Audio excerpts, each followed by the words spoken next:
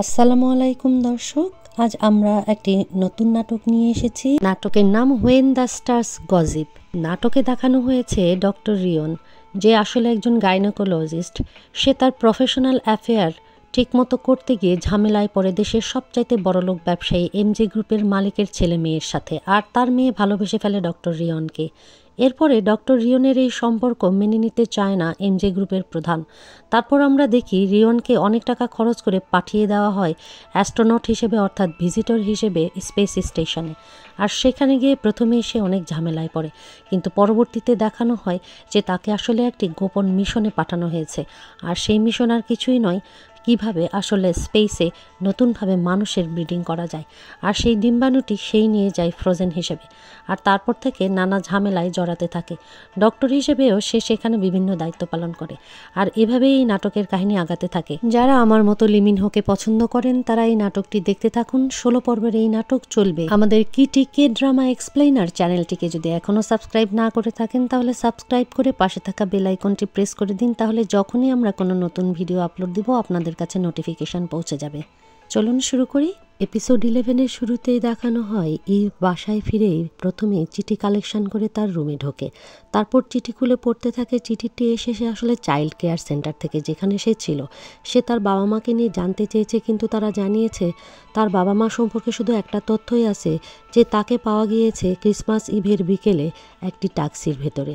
তারপর সে মন খারাপ করে, যেহেতু তার বাবা মার কোনো তথ্য তারা দিতে পারেনি, এবং ম্যাগাজিন উল্টে পড়তে থাকে। আর ওইদিকে রিয়নও ভাবতে থাকে তার কথা। ঠিক তখন রিয়নের মা জিজ্ঞেস করে যে তুমি যখন বিয়ে করবে তখন আমাদের কথা ভুলে যেও, আর তুমি তোমার বউকে নিয়ে একা একা সুখে থেকো। আর আমার মনে হয় যে তুমি তোমার ওয়াইফ ছাড়া আর কারো কাছেই প্যান্ট খুলবে না, অর্থাৎ গোয়েয়ন ছাড়া। তখন তার অন্যান্য মায়েরাও বলে, কি বলো, সে কি প্যান্ট খুলেছে? তখন সে মায়ের দিকে উল্টো হয়ে থাকে, মাকে কোনো কথা বলতে চায় না। তার মা তাকে পিঠে থাবড়াইতে থাকে আর বলতে থাকে, বল, অন্য কিছু তো হয়নি। সে তখন মাকে কোনো কথা না বলে সেখান থেকে উঠে বাইরে বারান্দায় গিয়ে বসে পড়ে। ভাবতে থাকে ইভ তাকে নুডলস খাইয়ে কিভাবে তার সাথে সম্পর্কটি শেষ করেছে, আর তাকে বলেছে যে তার সাথে আর সে সম্পর্ক রাখবে না, দেখাও করবে না। পৃথিবীতে এত বাতাস, এত পানি, তারপরও সে তার সাথে থাকতে চায় না। এরপর সিন কাট করে আমাদের রিয়নের হসপিটালে দেখানো হয়, সেখানে মিনা এবং ডক্টর লি আর বসে আছে ইভ। মিনা এবং লি রিয়নকে দেখাতে এসে বলে যে বাইরে অপেক্ষা করছে ডক্টর জিয়নকে দেখানোর জন্য ইভো, কিন্তু সে তখন কোনো কথা বলে না, চুপ করে থাকে। ডক্টর লি আর মিনা ডক্টর রিয়নকে অনেক ধন্যবাদ জানায় সেই মোজা, স্পেশালি টিকিটটার জন্য। তখন ডক্টর নিয়ন বলে যে আচ্ছা, যদি আমি ওখানে আমার ফোনটি ফেলে রেখে এসেছি, সেটি কি পাওয়ার সম্ভাবনা আছে? মিনা জানায় যে 2 দিনের মধ্যেই ওখানে আইওইউ থেকে স্পেশালিস্ট যাবে। তবে তারা না পেলে আমরাও তো যাব 1 মাসের মধ্যে, আমি রেখে দিব পেয়ে গেলে। তখন ডক্টর রিয়ন খুব খুশি হয়। ওদিকে ইভ ডক্টর জিয়নকে অনেকগুলো সমস্যা বললে জিয়ন বলে এগুলো তো সবই প্রাথমিক প্রেগনেন্সির মনে হচ্ছে, কিন্তু সেখানে ইভ বলে আমার প্রেগনেন্ট হওয়ার কোনো সম্ভাবনাই নেই। তখন জিয়ন বলে না, তা তো অবশ্যই, কিন্তু লক্ষণগুলো তাই মনে হচ্ছে।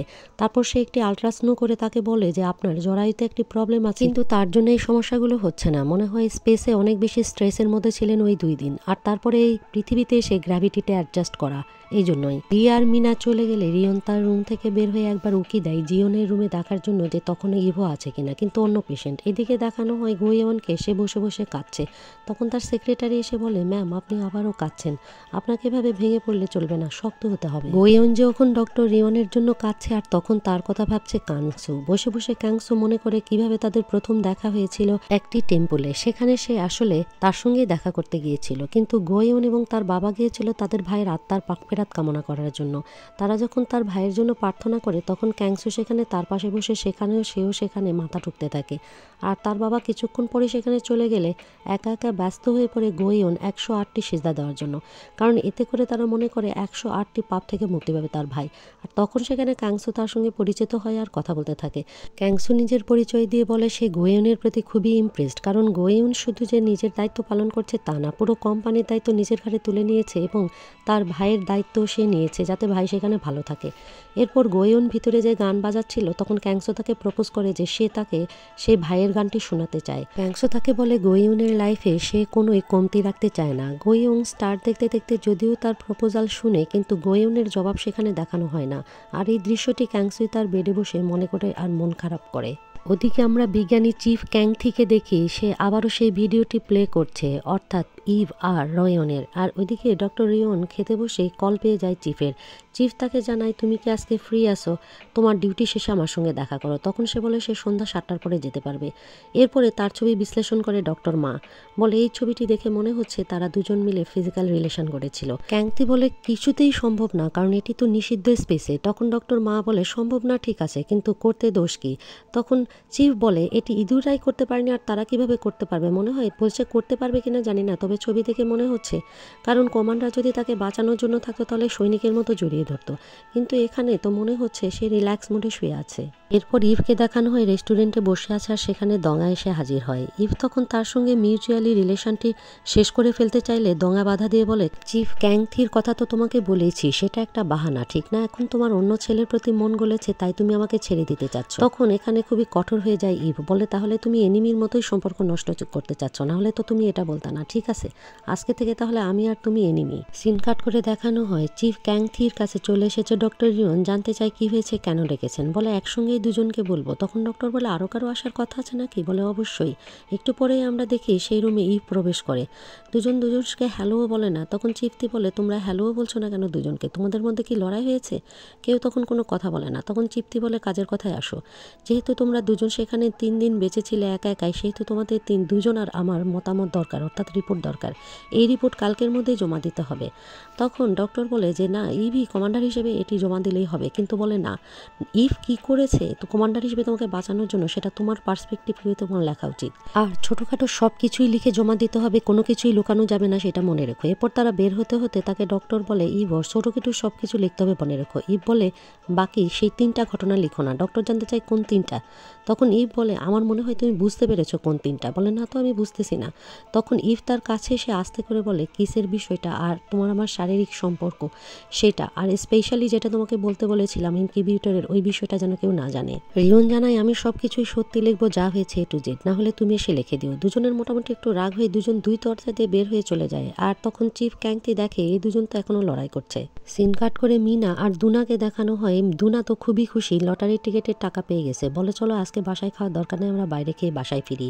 ওদিকে ইভ কম্পিউটারে বসে সেই সকল ঘটনার একটি রিপোর্ট তৈরি করছে, যেটু জমা দিতে হবে। আর রিয়নকেও দেখানো হয়, সেও লেখার চেষ্টা করছে, কিছুই লিখতে পারছে না। তার শুধু সেই ঘনিষ্ঠ সময়গুলোর কথাই মনে পড়ছে, আর সেই তাকে কিস করার কথা মনে পড়ছে। এতে করে তার মাথার মধ্যে আরও গন্ডগোল হয়ে যায়। সে রাগ করে তখন টেবিল থেকে উঠে একেবারে বেডের কাছে গিয়ে শুয়ে পড়ে।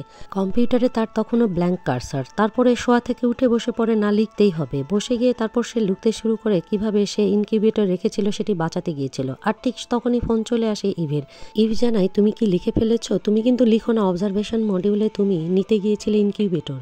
আমি বলেছি চিফকে যে তুমি ওখানে ক্যামেরা নিতে গিয়েছিলে। তখন সে বলে যে তুমি কত কি মিথ্যা বলেছো আমি জানি না, আমি কিছুই লিখতে পারবো না, বলে সে ফোন রেখে দেয়।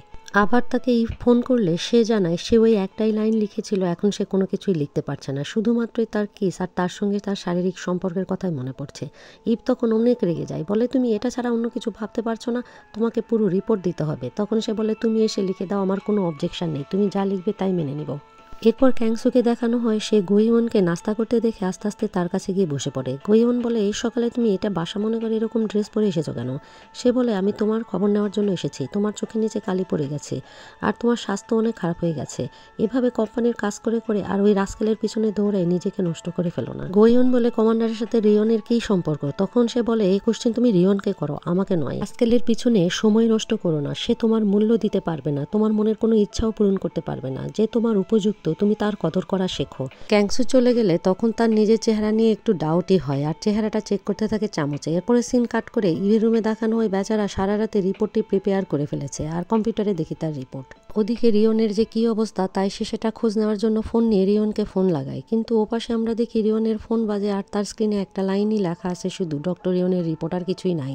সে ফোন রেখে মুখ হাত ধুতে গেছে, ফোন ধরে না। আর এইদিকে খুবই রেগে যায় তখন সে। এরপর হসপিটালে লিফটের সামনে ফোন ধরে বলে আমি অনেক ব্যস্ত, আজকে আমার ডেলিভারি আছে। ওদিকে ডক্টর রিয়নের 3 মায়ের কাছে মিস্টার চৈ তার সেক্রেটারিকে দিয়ে অনেক বড় অঙ্কের 3টি চেক পাঠিয়ে দেয় তাদের বাজার করার জন্য। যখন তারা চেক খুলে অ্যামাউন্টটি দেখে তাদের চোখ তো ছানা বড়া, এত টাকা তো তারা ভাবতেও পারে না যে তাদেরকে দিয়েছে শুধুমাত্র কেনাকাটা করার জন্য।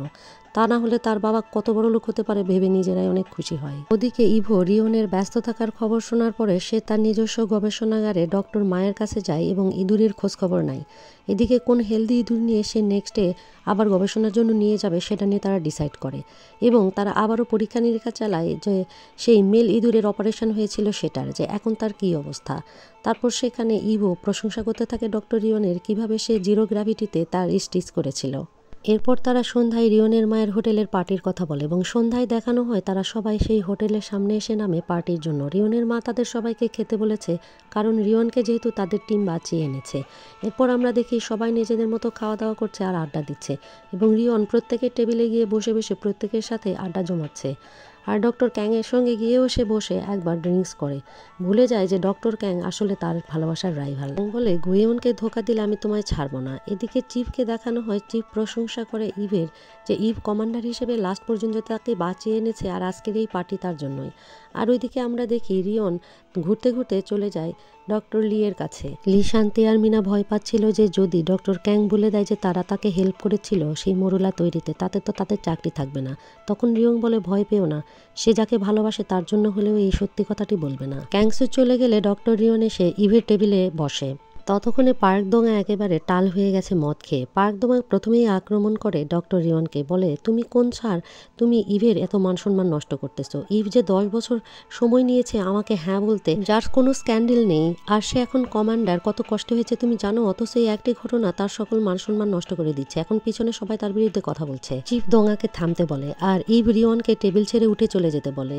তখন টেবিল থেকে রিওং যেতে চায় ঠিকই, কিন্তু আবারও ফেরত আসে, টেবিলেই বসে এবং সেখানে ড্রিঙ্কস করে তাদের সাথে আর বলে যে হ্যাঁ, যখন আমি সেই থার্মাল প্যাকেটের মধ্যে ন্যাংটু হয়েছিলাম তখন আমার আদিম প্রবৃত্তি জেগেছিল, আমার মনে খারাপ ইচ্ছা জেগেছিল ইভকে নিয়ে। কিন্তু ইভ সে সব সময় কমান্ডার হিসেবে নিজের লাইনে ছিল, সে কখনো লাইন ক্রস করেনি এবং সে তার বডি আমার সঙ্গে শেয়ার করেছে আমাকে ওয়ার্ম রাখার জন্য, আমাকে জীবিত রাখার জন্য। আর তখন দোঙা উঠে তাকে এমনভাবে মারতে থাকে সবাই তো সেখানে চমকে যায়, কিন্তু সে আবারও উঠে দাঁড়ায়। এরপর সবার সামনে চিৎকার করে বলতে থাকে যে ইভ এত ভালো যে সে একটা মাছিরও যত্ন নেয়, ইভেন একটা ইঁদুরেরও, আর তারপরও সে অনেক সুন্দরীও দেখতে, সুতরাং তার প্রতি আমার খারাপ ইচ্ছা জায়গাটা স্বাভাবিক। তারপর সে মাথা নিচু করে এবং সে বলে আমি খুবই দুঃখিত ইভ, তুমি আমাকে ক্ষমা করে দিও। আর পুরা ঘটনায় ইভ তো স্তব্ধ, সে কি জবাব দেবে, মাথা নিচু করে সেখানেই বসে থাকে। আর তার মায়েরা এই অবস্থা দেখে তো একেবারেই অবাক হয়ে যায়। বাইরে ডক্টর লি আর শান্তি কথা বলছে সেই টিকিট নিয়ে যে অলরেডি তারা অথরিটির কাছে ফোন করেছে, বলেছে টাকা জমা হয়ে যাবে, কিন্তু শান্তি বলে কিন্তু টিকিটে অনেক ছিঁড়া আছে, কিভাবে আমরা এটি দিব। লি তাকে জানায় কোনো অসুবিধা নেই, তারা বুঝতেও পারবে না, আর যার টিকিট সে তো মনেই রাখেনি, ইভেন নাম্বারও। তারা যখন এটি নিয়ে কথা বলছিল পিছন থেকে ক্যাংসু এসে টিকিটটি নিয়ে বলে দেখি তোমরা কি নিয়ে কথা বলছো। এরপরে তো একটি ভয়াবহ দৃশ্য দেখানো হয়, বাস স্টপে 3 জন বসে আছে আর সেখানে ডক্টর ধুনা এসে এমন রেগে যায় যে তোমরা টিকিট সাথে করে নিয়ে ঘুরে বেড়াচ্ছিলে আর কোনো কাজ পাওনি, আর তাদেরকে ব্যাগ দিয়ে মারতে থাকে, বলে কোথায় গেল আমার টাকা, এখনই আমার টাকা দাও। পাগলের মতো তাকে করতে দেখে আর তাকে মারতে গিয়ে তারা আটকাতে থাকে।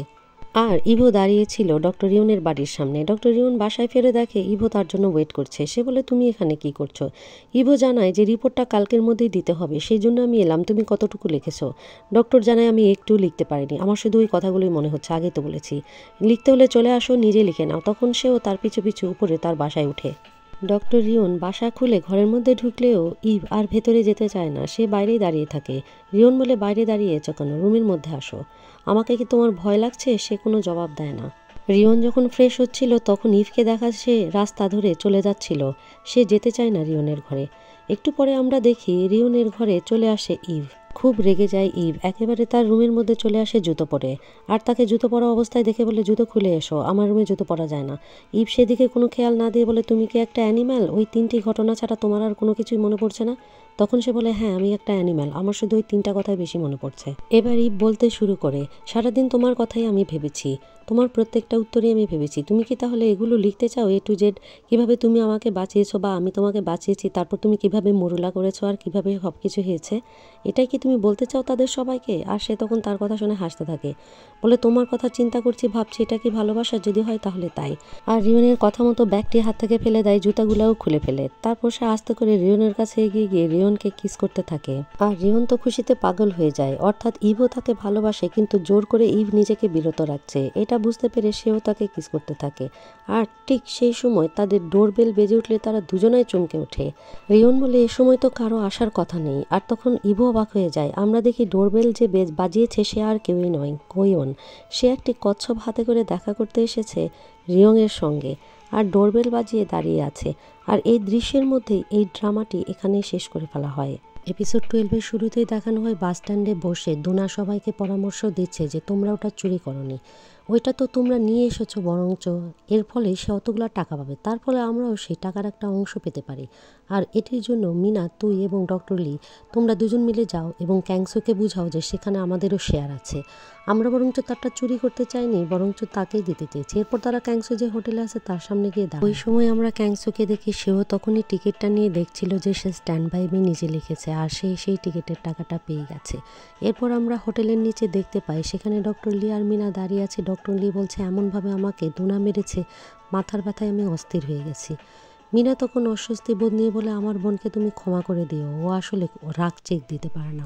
তারপর সে লিয়ের মাথায় হাত বুলিয়ে দিলে লি তো খুবই অবাক হয়ে যায়। এরপর আমাদের আবারও দেখানো হয় যে রিয়ন আর ইভকে দুজনের যখন একটু মিল হয়েছে ঠিক তখনই গোয়েয়ন এসে দরজায় দাঁড়ায়, আর গোয়েয়ন বারবার রিয়নকে খুলে দিতে বলে। রিয়ন ভাবে যে গোয়েয়ন এখানে কি করছে, তার তো আসার কথা নাই। তারপর সে দরজা খুললে গোয়েয়ন ঘরের মধ্যে প্রবেশ করে হাসতে হাসতে, কিন্তু যখন সে ইভকে ওইরকম জুতা খোলা অবস্থায় দেখে সে তাকে সন্দেহ করতে থাকে। ইভ তখন বলে রিপোর্টটি তুমি একা একাই রেডি করে নিয়ে এসো, বলে জুতা পরে ব্যাগ নিলেই তখন গোয়েয়ন বলে দাঁড়াও, তুমি যেও না, তুমি কি আমার সাথে একটু বাইরে যেতে পারবে? তখন ইভ রাজি হয়, কিন্তু তাকে নিষেধ করতে থাকে রিয়ন। আমরা দেখি তাকে নিয়ে চলে গিয়েছে গোয়েয়ন একটি বারে। রিয়নকে বাঁচানোর জন্য সে ইভকে প্রথমেই অনেক ধন্যবাদ দেয়, তারপর বোঝার চেষ্টা করে সে আসলে কত ভালোবাসে। এরপর বলে চলো আমরা একটা বাজি ধরি। তখন সে বলে কোন বাজি? যে বেশি ড্রিঙ্কস করতে পারবে রিয়ন তার হবে। তখন গোয়েয়ন বলে তুমি কিভাবে বুঝলে? তখন সে হেসে বলে এটা তো বোঝাই যাচ্ছে, কেন তুমি আমাকে এখানে এনেছো। এরপরে গোয়েয়ন বলে যে আমি যখন তার সাথী হয়েছি সে তখন গরিব এবং একজন ডাক্তার ছাড়া কিছুই ছিল না, আর যখন তুমি তার সাথী হয়েছে তখন তুমি তাকে বড়লোক একজন ট্যুরিস্ট হিসেবে দেখেছ। সুতরাং আমাদের দুজনার দেখার মধ্যে অনেক পার্থক্য আছে। আর এই যে বারটা দেখতেছো, এই বারটা আমি কিন্তু ওর রেকমেন্ডেশনেই বাড়িয়েছি, কারণ সে এরকমই পছন্দ করে। আমি রিয়ন যা চাই তাই করতে প্রস্তুত। কথা বলতে বলতে গোয়েয়ন একের পর এক 4 গ্লাস খেয়ে ফেলে। তখন তাকে ইভ বলে দাঁড়াও, আর খেও না, এখন আমাকে খেতে দাও। এর মধ্যেই রিয়ন ইভের ফোনে ফোন দিলে ইভ রিসিভ করে না, তখন গোয়েয়নের ফোন দিলে সেও রিসিভ করে না। রিয়ন তো চিন্তায় অস্থির হয়ে যায়, দুজন মিলে যে কোথায় গেল কে জানে। এই সময় দরজায় ধাক্কা পড়লে রিয়ন দ্রুত উঠে দরজা খুলে দেখে দুজনাই পুরাই মাতাল হয়ে তার বাসায় চলে এসেছে। এবার বুঝো ঠেলা, দুজন মাতাল প্রেমিকাকে সামলাতে গিয়ে রিয়নের তো একেবারে অবস্থা খারাপ, তাকেই তারা ধাক্কা মেরে মেরে ফেলে দিচ্ছিল। তারপর তার বেডেই দুজনে শুয়ে বলে অনেক ঠান্ডা লাগছে। তখন রিয়ন অজ্ঞতা তাদের গায়ে লেপ দিয়ে দিলে তারা খুব আরাম করে সেখানে ঘুমাতে থাকে। বেচারা রিয়ন দুজন প্রেমিকের অত্যাচার একেবারে পাগল হয়ে মাথা চাপড়াতে থাকে নিচে মেঝেতে বসে। এরপর আমাদের দুনাকে দেখায় সে ফোন করছে তার বোন মিনাকে, তার সারা রাত কোনো খোঁজ নেই। এদিকে মিনার ফোন বাজে যখন আমরা দেখি মিনার একটি অন্তর্বাস সেখানে, আর আমরা মিনাকে দেখতে পাই সে তো আসলে ডক্টর লি এর সঙ্গে রাত কাটিয়েছে হোটেলেই। ডক্টর লি আর মিনা দুজনেই সকালবেলা এই অবস্থায় অনেক লজ্জিত হয়। এরপর দুজন বের হতে থাকলে তাদের সঙ্গে ডক্টর ক্যাংসুর দেখা হয়ে যায়। ক্যাংসু সেই সময় টিকেটের ব্যাপারে কথা বলছিল অথরিটির সাথে। এরপর ডক্টর ক্যাংসু তাদের দুজনকে দেখে প্রথমে হোটেলে অবাক হয়। এরপর দুজন ডক্টর ক্যাংসুকে এক জায়গাতে বসিয়ে তারপর তারা তাদের অপরাধ স্বীকার করতে থাকে। ক্যাংসু বলে তোমরা কে আমার টাকা মারতে চেয়েছিলে, ঠিক করে বলো, কে এত লোভী হইলে? কিন্তু সেখানে মিনা বলে আমি তোমার টিকিট তোমাকে ফিরিয়ে দিতে চেয়েছিলাম, বিশ্বাস করো।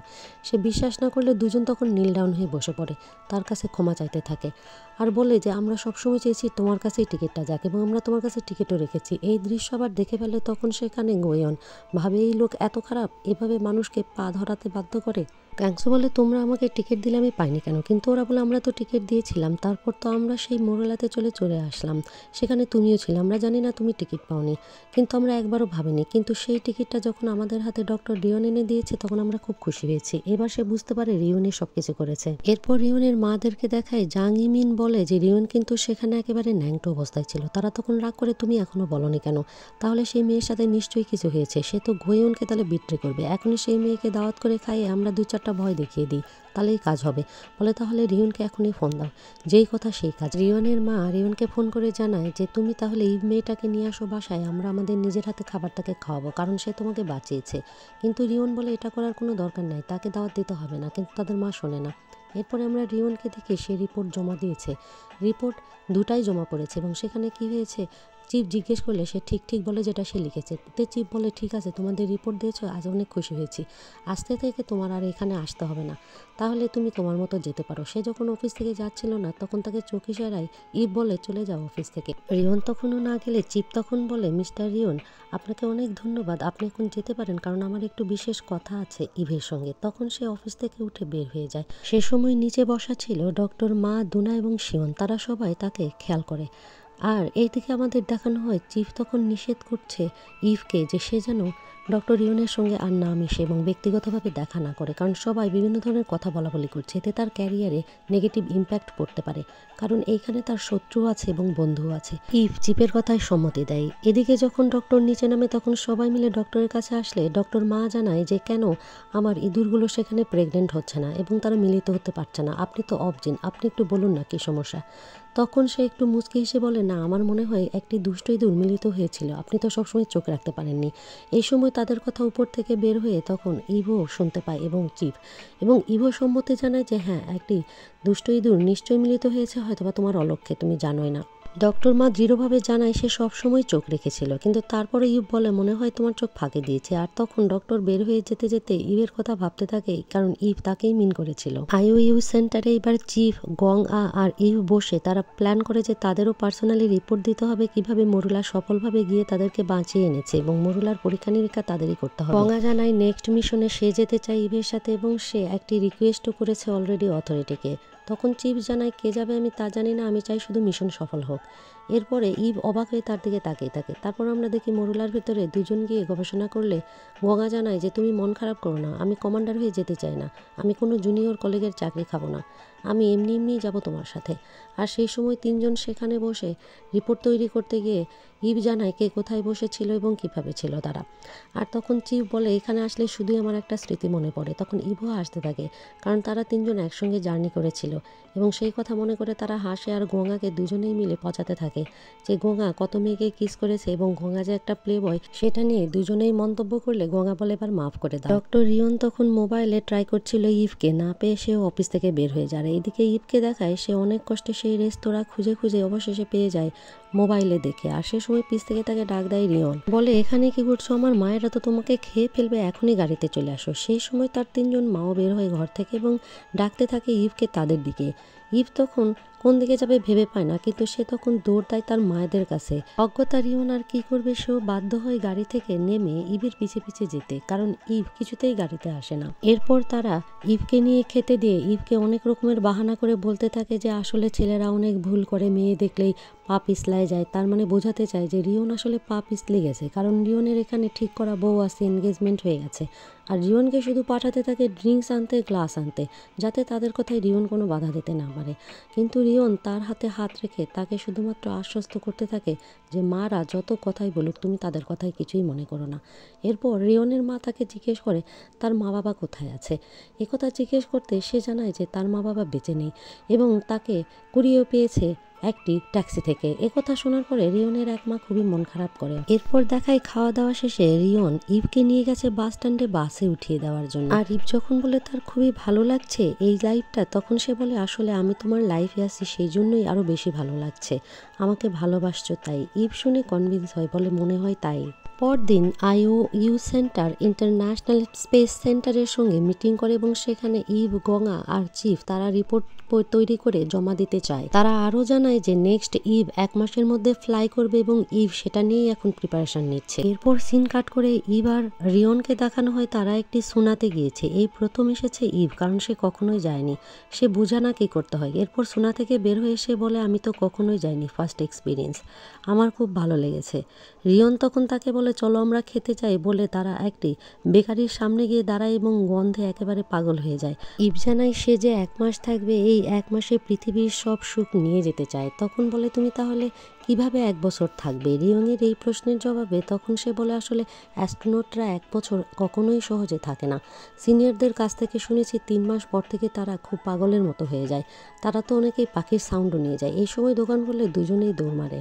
কাংসু যখন শেভ করছিল তার বাবা তাকে কল দিয়ে জানায় যে এমজে গ্রুপ তাদের সঙ্গে সকল রকম বন্ধুত্ব ছিন্ন করেছে, ইভেন ব্যাংকের সম্পর্ক, এবং বাবা বলে এখনই তুমি এটা সেটেল করো, না হলে আমরা একেবারে ব্যাংকরাপ্ট হয়ে যাব। তারপর এমজে গ্রুপে যখন চেয়ারম্যান চয়ে আসছিল অফিসে, তখন তাকে ধরে ফেলে ক্যাংসু এবং রিকোয়েস্ট করে ব্যাংকের সুবিধা ফিরিয়ে দিতে আর তাদের যে সুবিধাগুলো উইথড্র করেছে সেটি আবারও বাস্তবায়ন করতে। কিন্তু সেটি যখন চেয়ারম্যান চই করতে রাজি হয় না, তখন সে বলে যে আপনি কিন্তু ভুল করছেন, ডক্টর রিওন একজন রাস্কেল আর ও আপনার মেয়েকে কিন্তু ধোকা দিচ্ছে, ও আর একটা মেয়েকে ভালোবাসে। তখন ডক্টর রিওনকে আনতে বলে ডক্টর রিওনকে নিয়ে আসা হয়। আর ডক্টর রিওনকে রেগেমেগে যখন মিস্টার চই জিজ্ঞেস করে এটি যদি সত্যি হয় তাহলে কিন্তু আমি তোমাকে আর ডক্টরি করতে দেবো না, আমার হসপিটালে পথে বসাবো, আর তোমার সেই ক্লিনিকও বন্ধ হবে। রিওন তাকে সত্য বলতেই যাবে, আমতা আমতা করছিল। এই সময় সেখানে দরজা খুলে ঢোকে গোয়েন। সে এসে ক্যাংসুর সাথে রাগারাগি করতে থাকে আর বাবাকে বলে, বাবা আপনি কবে বুঝবেন, ক্যাংসু তো নিজের বেনিফিট নেওয়ার জন্য এগুলা বলছে, ও তো একটা চামার। আর ও কি করে শুধু ফ্লাই আর ফ্লু ছাড়া আর কাউকেই ভালোবাসে না। ও আপনার মেয়েকে কিভাবে ফেলে দিনের পর দিন মহাকাশে গিয়েছিল, গবেষণায় তার মেন কথা। আর সে এখন আমার হোটেলের পাশে একটা রুম ভাড়া করে আমার সঙ্গে সে এখন শুধু রাত কাটাতে চায় আর আমাকে মানাইতে চায়। জিজ্ঞাসা করুন আমাদের সেক্রেটারিকে জিজ্ঞেস করলে সেক্রেটারি সত্যি বলে। তখন তো মিস্টার চই খুবই রেগে যায়, বলে তুমি ম্যাসে নিয়ে মশা নিয়ে গবেষণা করছো, তুমি আর আমার এই অফিসের সীমানায় আসবা না। গোয়েন একেবারে ক্যাংসুকে অপমান করতে থাকে আর তখন মিস্টার চইও ক্যাংসুকে বের করে দিতে থাকে আর তার সেক্রেটারিকে বলে যে এই ম্যাসিম্যান যেন আর আমার অফিসে ঢুকতে না পারে। আর রিওনকে বলে যে তুমি আজকে খেয়ে যাবে, কিন্তু রিওন বলে যে তার যেহেতু জরুরি কাজ আছে যেতে হবে হসপিটালে। আর রিওনকে এগিয়ে দিতে যায় তখন গোয়েন বলে তুমি আমাকে না ভালোবাসো কিন্তু তোমাকে প্রোটেক্ট করতে দাও, কারণ আমি তোমাকে গিভ আপ করবো না। এই সময় ক্যাংসু সেখানে আসে, এসেই লাথি মেরে রিওনের লুকিং গ্লাসটি ভেঙে দেয়। আর তখন রিওন এত লেগে যায় কিন্তু তার লুকিং গ্লাসও সে রাগ করে ভেঙে দিতে চায়, কিন্তু ভাঙতে পারে না। তারপর দুজনের মধ্যে কথা কাটাকাটি শুরু হয়ে যায়। সে বলে যে তুমি আমার মেয়ে এবং আমার টাকা দুটোই নিয়ে নিচ্ছ, আমি কি চুপ করে বসে থাকবো? এরপর দুজন মিলে সেখানে মারামারি হতে থাকলে ক্যাংসু বলে যে ভুলে যেও না মরুলা, কিন্তু এখনও তুমি ডক্টর নায়ের গর্ভে প্রতিস্থাপন করো নাই, আর আমার বিচার হলে আমিও কিন্তু মুখটি চুপ রাখবো না। তারপর দুজন মিলে ধাক্কাধাক্কি থেকে পুরোপুরি দুজন দুজার কড়া ধরে মারামারি করতে থাকে। আর সে সময় আর গোয়েন দাঁড়িয়ে থাকে, দেখতে পারে না। একটি সাইনপোস্ট এনে একেবারে মাথায় বাড়ি দেয় রিওনের, আর রিওন তো অবাক হয়ে যায়। তখন গোয়েন বলে আমার তো তোমাকে আঘাত করার মতো রুচি নাই ক্যাংসু, সে অবস্থাও তুমি রাখো নাই। ক্যাংসু বুঝতে পারে গোয়েন তাকে কতটা ঘৃণা করে, আর তখন গোয়েন সেখান থেকে চলে যায় সেক্রেটারিকে নিয়ে। এদিকে আইওইউ সেন্টারে চিফকে দেখানো হয় সে গঙ্গা, ইভ আর শিওনকে নিয়ে মিটিং করছে। সেখানে জানায় যে আগামীকালকে ক্যাংসুর ডিসিপ্লিনারি সেই মিটিংটি অনুষ্ঠিত হবে, আর সেই জন্য আমাকে এখন ফাইল রেডি করতে হবে। সিওনকেও যেতে বলে। যাওয়ার আগে বলে ইভ তুমি পুরো টিমকে সেখানে উপস্থিত থাকতে বলবে, কারণ তুমি সহ তোমার সকলের কথা তারা শুনবে। দুজন মিলে যখন সেখান থেকে বের হয়ে যায়, ইভ চলে যেতে চাইলে তখন গঙ্গা তাকে বলে যে তুমি কেন এখনও ডক্টর রিওনকে ভুলতে পারছো না, গিভ আপ করছো না তার থেকে। ডক্টর রিওন তো আরেকজনের ফিয়ন্সে। তখন কোনো জবাব না দিলে বলে তুমি কি তার সঙ্গে রাত কাটিয়েছো?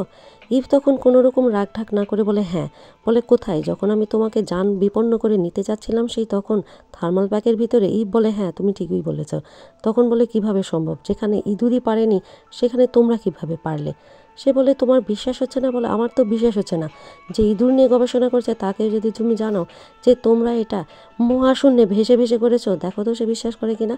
এরপরে দেখানো হয় ইভ চলে গেছে সেই ইঁদুরের কাছে, হেসে সেই ইঁদুরকে বলছে তোমরা পারোনি করতে, আমরা কিন্তু ঠিকই করেছি। এখন তো মনে হচ্ছে ম্যামালরা চাইলে সব কিছুই পারে, তোমাদের থেকে ম্যামালরাই অনেক অ্যাডভান্স এবং মহাশূন্যেও পারে। এরপর আমরা দেখি দাঁড়িয়ে আছে ক্যাংসু, আর গাড়ি নিয়ে চিফ যাওয়ার সময় তার গায়ে পানি ছিটিয়ে দিয়ে যায়।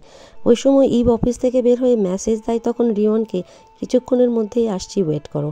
বাইরে প্রচণ্ড বৃষ্টি হচ্ছিল। তখন ইভ বের হয়ে দেখে অনেক বৃষ্টি, আর সেখানে সে দৌড়াতে থাকে বৃষ্টির মধ্যে। সময় অফিস থেকে চিফও বেরছিল, শিওনও তাকে একটু এগিয়ে দিতে বলে। প্রচণ্ড বৃষ্টিতে সিগন্যালে যখন গাড়িটি দাঁড়ায় তারা দেখতে পায় সিগন্যালে দাঁড়িয়ে আছে সেখানে ইভও রাস্তা পার হচ্ছে। তারা ভাবে ইভকে তুলে নেব, কিন্তু দেখে ডক্টর রিওনের ছাতার নিচে ইভ চলে যাচ্ছে এবং তারা দেখতে পায় তারা দুজন দুজনকে কিস করতে করতে হেঁটে হেঁটে চলে যাচ্ছে। ইভ আর রিওন তাদের গাড়িটিকে খেয়ালই করে না, তারা হাসতে হাসতে বৃষ্টির শব্দ ভালোবাসতে বাসতে যাচ্ছে। আর তখন আবারও রিওন বলে আমি তোমার পাশে আসি বলেই বৃষ্টি এত সুন্দর। এরপর আমাদের আইওইউ সেন্টারে দেখায় সেখানে চিফ আর শিওন চলে এসেছে। সেই ভিডিওটি আবারও প্লে করে ভালো করে চিফ দেখতে গিয়ে দেখে রিওন এবং ইভের পিছনে একটি ইনকিউবেটরের মতো কি যেন একটা। তারা ভালোভাবে সেটিকে জুম করে দেখে, হ্যাঁ সেটি ইনকিউবেটর। সেই সময় ইনকিউবেটর অন ছিল ওখানে, তারা তো অবাক হয়। তারপরে শিওন একেবারে ডাটা ঘেটে দেখে যে হ্যাঁ, এবং যে ইনকিউবেটরটি অন রয়েছে সেটি কখন হয়েছে সেটা তারা জানে না। এরপর তারা সন্দেহ করতে থাকে যে ইনকিউবেটর রুমে কে গিয়েছিল, এখনই ভিডিও প্লে করো। ভিডিওতে দেখে যে সেখানে ডক্টর গিয়েছিল, অর্থাৎ ক্যাংসু। আর তখনই বলে যে ডক্টর ক্যাংসুকে আর ডক্টর রিওনকে এখনই কল দাও, কারণ তারা দুজনই সেখানে শেষ পর্যন্ত ছিল। সুতরাং দুজনই বুঝতে পারবে বা বলতে পারবে কীভাবে আসলো সেটা। এরপর আমরা দেখি ক্যাংসু এসে হাজির হয়েছে আইইউ সেন্টারের সামনে, আর সেখানে ডক্টর রিওনও এসে আস্তে আস্তে ঢুকে অফিসের ভেতরে। চিপ বলে স্পেসশিপটি যখন ডেব্রিসে আঘাতপ্রাপ্ত হয় তারপরেও সেখানে একটি ইনকিউবেটর তোমাদের পিছনে কি করছিল, এবং তারপর সেই ইনকিউবেটরের ছবিটি ডক্টর রিওন এবং ডক্টর ক্যাংসুকে দেখানো হয়।